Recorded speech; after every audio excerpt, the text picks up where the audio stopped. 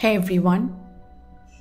The 10-headed demon sister of Ravana is popular for her cruel character and her indulgence to distract Rama and Lakshmana from rescuing Sita. Ramayana describes her as a Rakshasi with nails similar to the winnowing fans. Daughter of Rakshasi Kaikasi, her presence in the epic as Demoness Surpanakha is famous.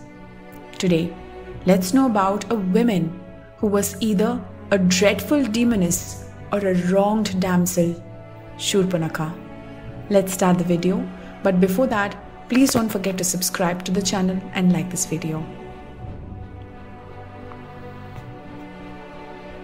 Surpanakha literally means the one with sharp fingernails or the one whose fingernails are like winnowing fans. She is an important character in the Valmiki Ramayana and is a sister of the main antagonist Ravan, the demon king of Lanka. Surpanakha, the name was introduced in Ramayana, was entirely a disliked character. A demon with all the ill characters, dark skin, crooked behavior and bad brassy vocal are a few of the features of many. After her birth, she was given the name of Meenakshi, but she became renowned as Surpanakha. Surpanakha was the youngest child of sage Visharva and Kaikasi. She was married to Dushtabuddhi. Sometimes he is also referred to as Vidyut Jiva, the prince of the Kalkeya Danava clan. Dushtabuddhi, which literally means the one with an evil mind, was a prominent member of Ravana's court and Surpanakha married him by choice. However, he was plotting against Ravana. When the latter came to know of this, he got him killed, thus causing his own sister to become a widow. Surpanakha then divided her time of stay between Lanka and some forests in South India. Sometimes she went to live with her other relatives, Khara and Dushana. Some texts describe Surpanakha as thin and slender with beautiful brown eyes which were slightly tilted upwards. She is also described as having thick, long hair and a sweet, melodious voice. At birth, Surpanakha was given the name of Meenakshi or Diksha. Someone else called her Chandrakanta, that is the one with nails like the moon. She was as striking and stately as her mother Kaikasi and her grandmother Ketumati. When she came of age, she secretly married the Danava prince Vidyut Jiva. Ravana was enraged that she married a Danava. The Danavas were arch enemies of the Rakshasas. He was about to punish her, but his wife Mandodari convinced him to respect the wishes of his only sister. Thus, Ravana was forced to accept him into the family. After Ravana conquered Rasatala, that is the underworld, he decided to visit his newly married sister. That is when he discovered Vidyut Jiva's true motive to marry her. He wanted to kill Ravana. The latter then attacked and killed him. When Surpanakha came to know of her husband's death and that Ravana had caused it, she was filled with grief. She then split her time between Lanka and southern India. By then, she also conceived a son by Vidyut Jiva, known as Shambri, who was later accidentally killed by Lakshmana. According to the Valmiki Ramayana, Surpanakha met Rama, the exiled prince of Ayodhya, on one such trip to the forest of Panchavati. She was instantly smitten by his handsome persona and youthful good looks. She tried to make advances towards Rama, but he repeatedly kept rejecting them. He even told her that he had taken a vow of having only one wife, which is Eka Patni Vrata, and hence he would never accept any other women in his life. Surpanakha then approached his younger brother Lakshmana. He reacted very differently from Rama. He was harsh and cruel in his rejection of her and said that she would never become that which he desired in a wife. Eventually, she realized that the brothers were making fun of her. Insulted and humiliated, she attacked Sita but was thwarted by Lakshmana. When he had too much, he cut off her nose and left ear and sent her racing back to Lanka. According to some versions of the story, he also cut off one of her breasts. Crying loudly, Surpanakha first went to her brother Khara. He immediately sent 7 Rakshasa warriors to attack Rama. The latter effortlessly defeated them and sent them back. Khara then challenged Rama himself along with 14,000 soldiers. They were all killed except for Akampana, Kaikesi's brother. He, too, fled to Lanka.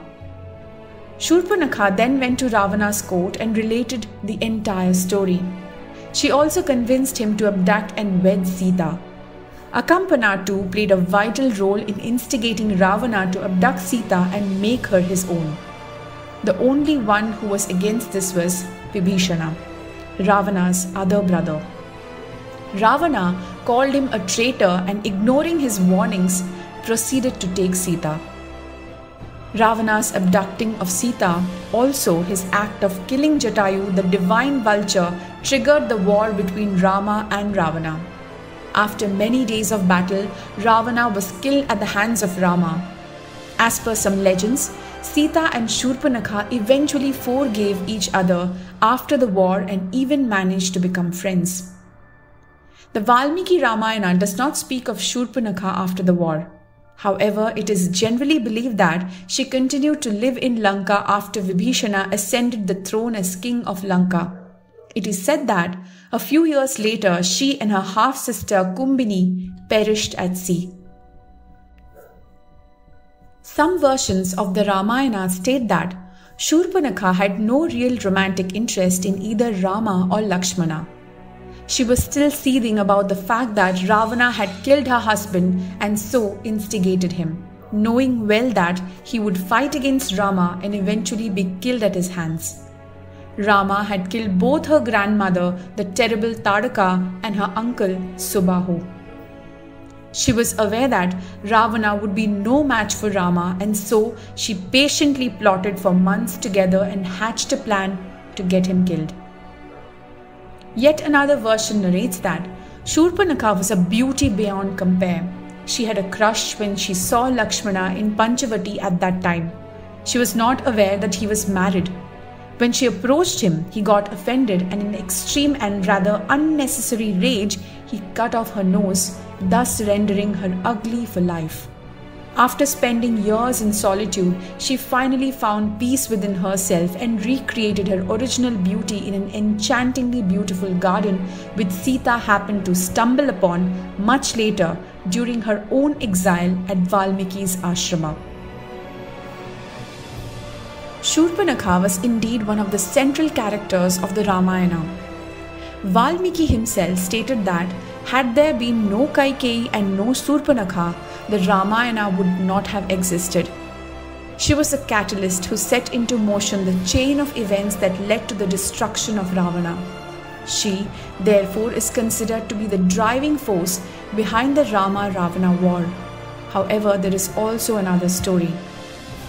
Though a beautiful woman hailing from a royal family, Surpanakha was belittled and made fun of by Lakshman just because she showed an interest in him. To add to her insult, her nose and ear were chopped off as well, disfiguring her permanently. The Ramayana portrays Rama and Lakshmana as a personification of divinity and dharma. The story of Surpanakha makes one think again about it. No man that insults and disfigures a woman like they did to her can be termed as being good or dharmic. In that sense, Surpanakha was a victim of injustice and never deserved the punishment she got merely for showing interest in a member of the opposite sex.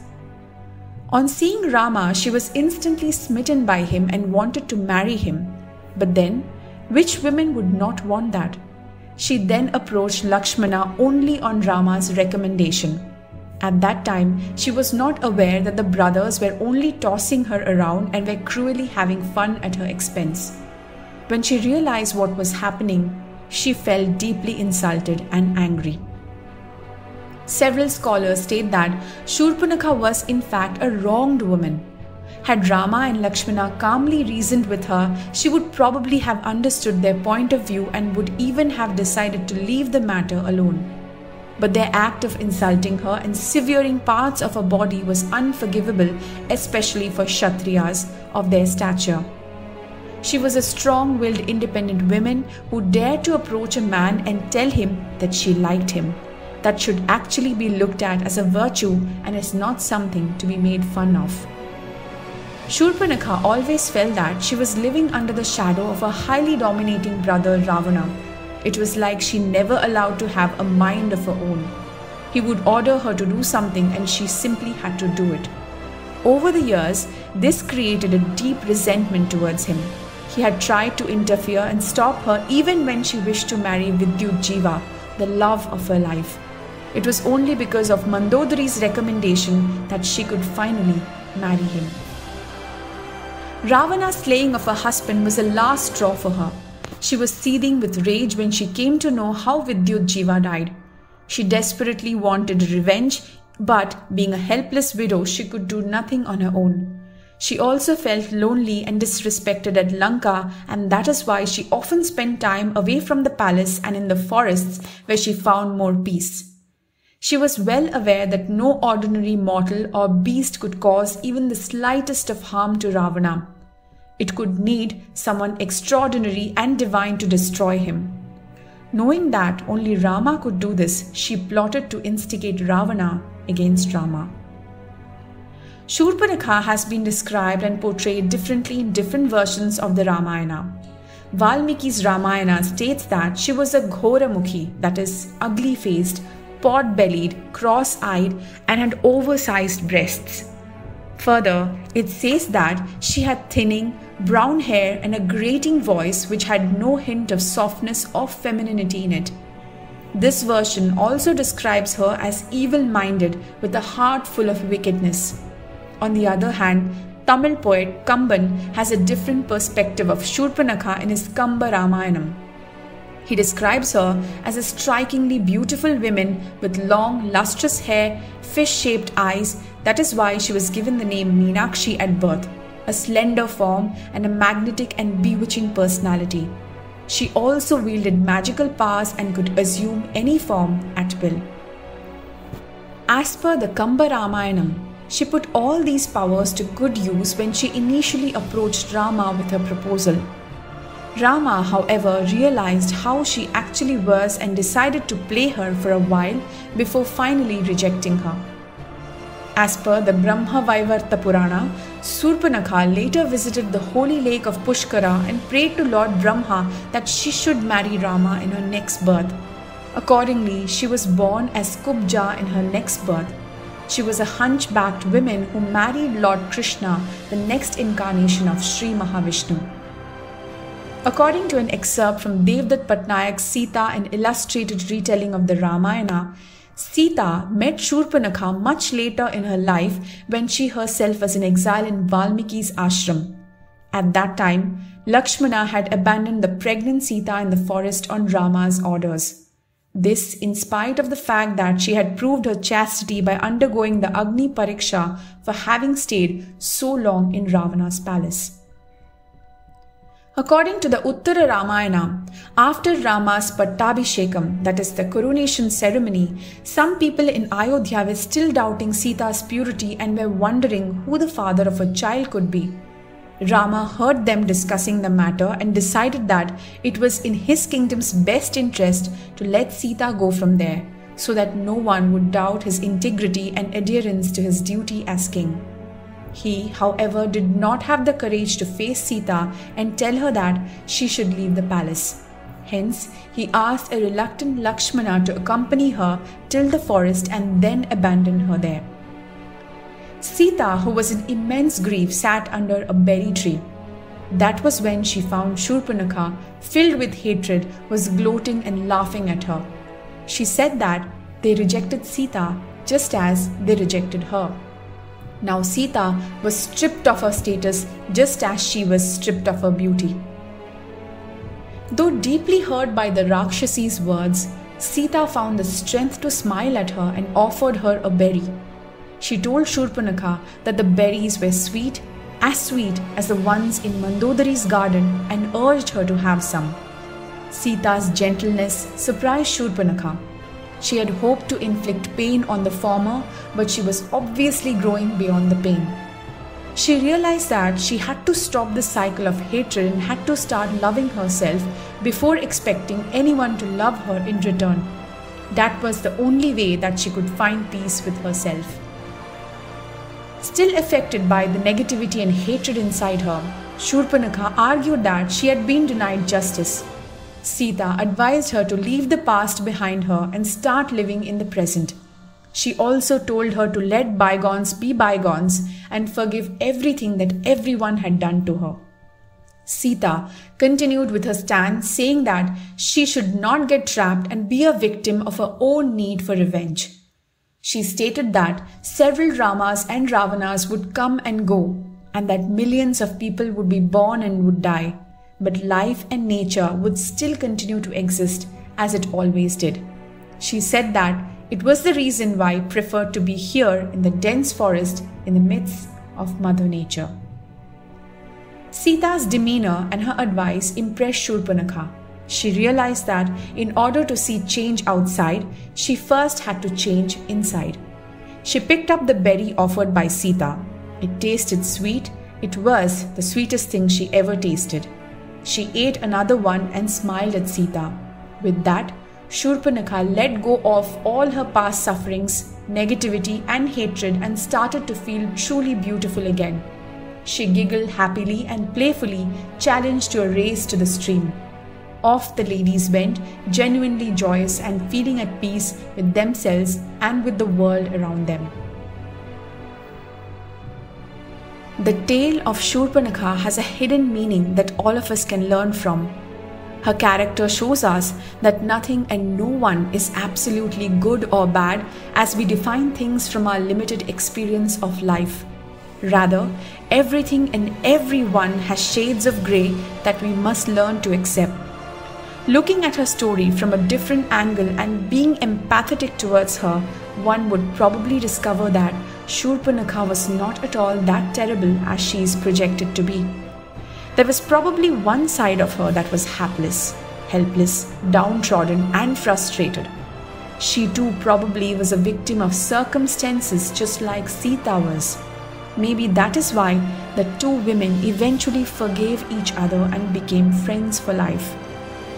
The very act of Surpanakha forgiving the past proves that she had transcended the realms of negative emotions such as anger, vanity, and ego. Her ability to let go clearly goes to show that she too had a softer side and a heart that was filled with love and forgiveness. Maybe we all should follow her example and learn to become less judgmental and more accepting of everything and all around us. That way, we too would be able to progress on the path of achieving true peace and joy in our own lives. Well, that's it for today. I hope you're liking Nerdies discoveries. Can't wait for the next video to learn more and be fascinated about. See you on the next. Bye.